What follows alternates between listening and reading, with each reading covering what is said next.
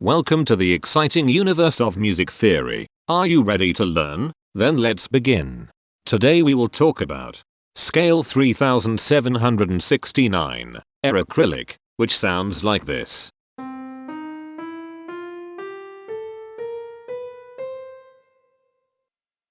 This scale has 8 tones, which means it is called an octatonic scale.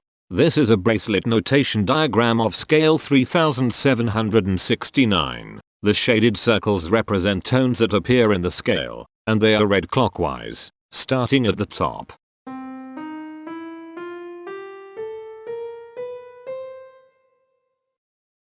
The pitch class set for this scale is 0, 3, 4, 5, 7, 9, 10, 11. The fourth class is 8, 16. This set is not prime. The structure of a scale is a description of the interval distance between each successive tone. This scale has a structure of 3, 1, 1, 2, 2, 1, 1, 1.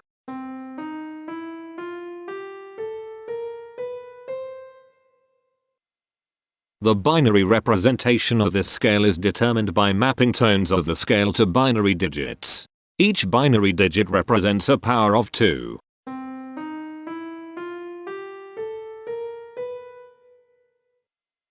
To get the scale number, we add the powers of 2 together. The powers of 2 that are present in the scale, all added together, equals 3769. That is why the scale number, in decimal, is 3769. The scale number not only enumerates the scale with a unique index, but it also literally describes the tonal content of the scale. Represented as a binary number in base 2, the scale number is 111010111001.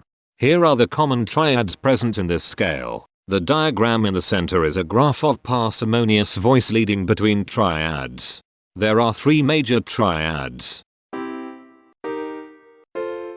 There are 3 minor triads. There is 1 augmented triad.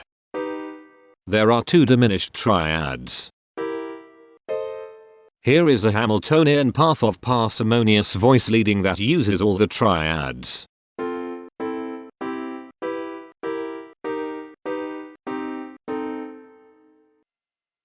This scale has 8 modes.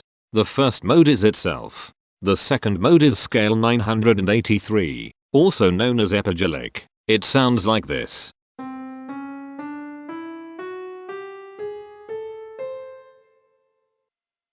The third mode is scale 2539, also known as half diminished bebop. It sounds like this.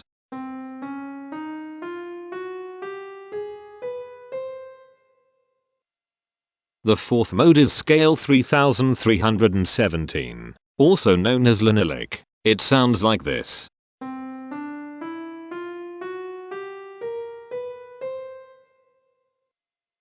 The fifth mode is scale 1853, also known as Frenillic. It sounds like this.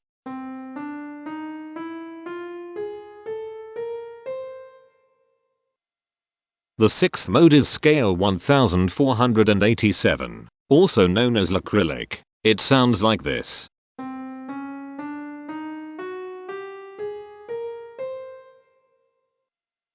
The seventh mode is scale 2791, also known as Aeracryllic. It sounds like this.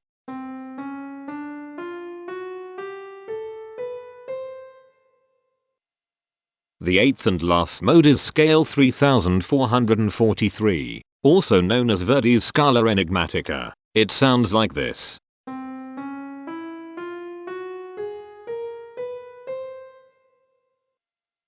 Imperfections are tones that have no tone, a perfect fifth interval above them. This scale has 2 imperfections. They are at positions here and here.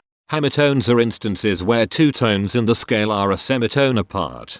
This scale has 5 hemitones. They are at positions here, here, here, here, and here. Cohemitones are instances where 2 hemitones are beside each other. This scale has 3 cohemitones. They are at positions here, here, and here.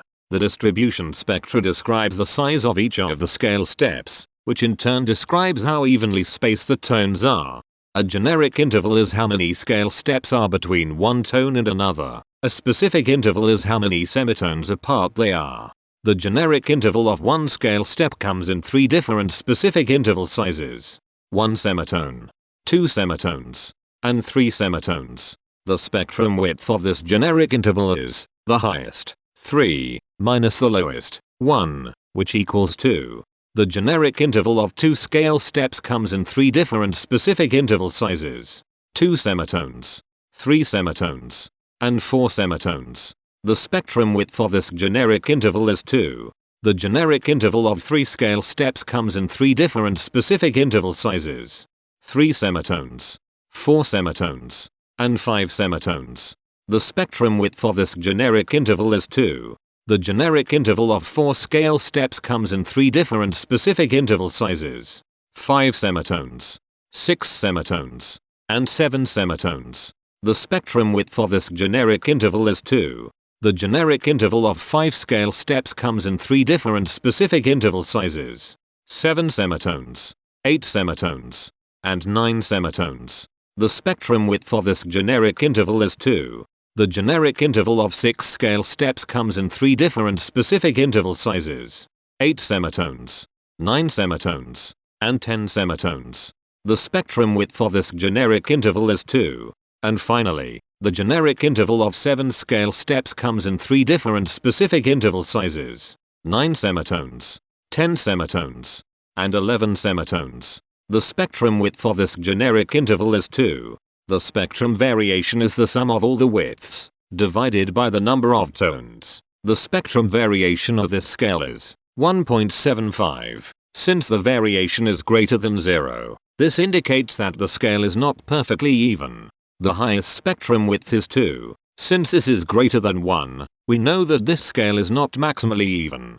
If every spectrum has exactly 2 specific intervals, we call that the Myhill property. This scale does not have the Myhill property.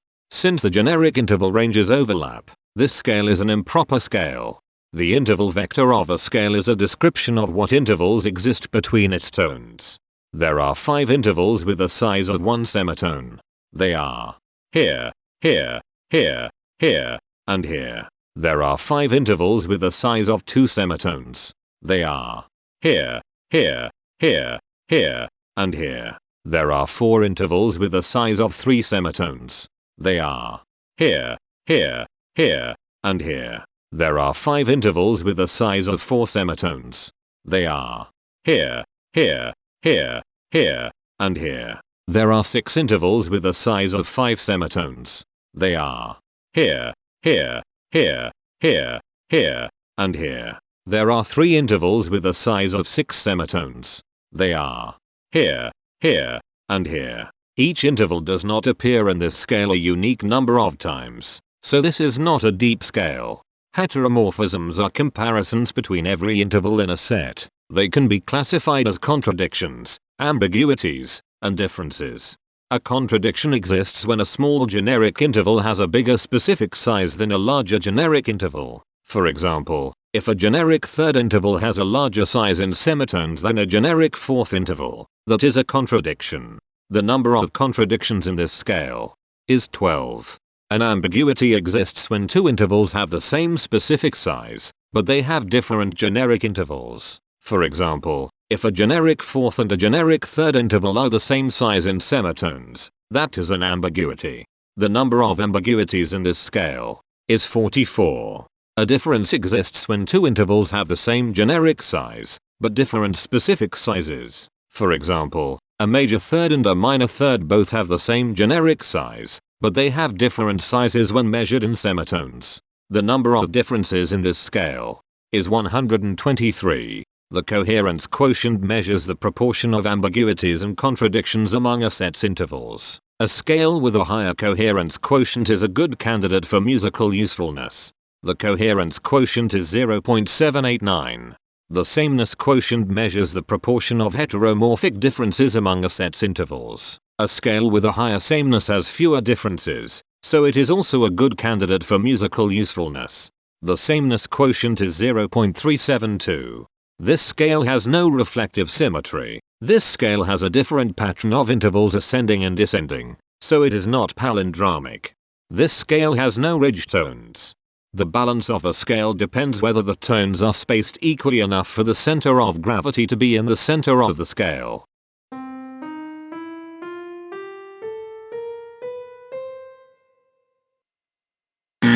This scale is not balanced. The inverse of a scale is a mirror image. It is what you get when the sequence of intervals is reversed. The inverse of this scale is scale 943, also known as Aeracryllic. This scale is chiral. It cannot transform into its inverse by rotational transformation. This scale has no rotational symmetry. For even more detail about this scale, visit ianring.com/musictheory/scales/3769. If you found this video informative, please consider supporting this channel by becoming a patron. Of course, not everyone has the means to support a project like this one financially, and that's okay. But if you are able to spare just $1 a month, your help is deeply appreciated. It will not only allow others to continue enjoying this series for free, but will also go toward improving the quality and quantity of music theory resources we can provide. Go to patreon.com/musictheory and join others like yourselves who totally geek out on all this nerdy stuff. Thank you to these Patreon patrons.